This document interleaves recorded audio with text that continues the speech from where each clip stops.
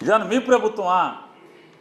మీ చుట్టాలకి చిత్తూరులో ఏమైనా నాయుడు గాడికి ఎవడో నాయుడు అనే ఒక అతనికి ఎలికల పడతాకి అనంతపురం జిల్లాను అనంతపురం హాస్పిటల్లో, వైజాగ్ హాస్పిటల్లో ఎలక్క 3000, దేనికి బొద్దింకలకి 1000 రూపాయలు, ఇట్లాంటివన్నీ ఇచ్చి కోట్లు 8 కోట్ల రూపాయలు బిల్లు ఇచ్చారు కదా మీరు. ప్రభుత్వ ఆసుపత్రిలో బొద్దింకల్ని ఎలికల్ని పట్టుకున్నందుకు 8,40,00,000 రూపాయలు బిల్లు ఇచ్చినటువంటి బతుకు మంది. అవన్నీ వదిలేసి ఇట్లాంటి తప్పుడు వార్తలు రాయటం, ప్రచారం చేయటం.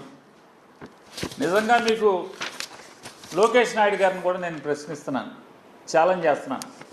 వీటి మీద పెట్టే దృష్టి, మీరు ఇట్లాంటి తప్పుడు వార్తలను ప్రచారం చేసేటటువంటి దాని మీద పెట్టే దృష్టి మీరు, మీ ప్రభుత్వం, మీ పార్టీ. లోకేష్ నాయుడు గారు ఎన్నికల ముందు టమాటా రైతుల్ని దత్తత తీసుకుంటా అని చెప్పి పెద్ద పెద్ద వాగ్దానాలు ఇచ్చారు మీరు యువకాలంలో.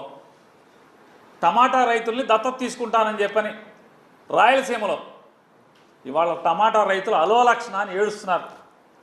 లారీలు టమాటాలు రోడ్ల మీద పోస్తున్నారు. ఆ రోజు ఏం మాట్లాడారు లోకేష్ నాయుడు గారు యువకాలంలో? టమాటా రైతుల్ని దత్తత తీసుకుంటాను, మీరు ఎన్ని టమాటాలు పండించినా ప్రతి టమాటాకి గిట్టుబాటు ధర ఇచ్చి కొంటదే మన ప్రభుత్వం అన్నారు. మన ప్రభుత్వం వచ్చి 3 నెలలు, 100 రోజులు దగ్గర పడుతుంది సినిమా బొమ్మ. టమాటా రైతులు మాత్రం అలోలక్షణ అని ఏడుస్తూ రోడ్డెక్కి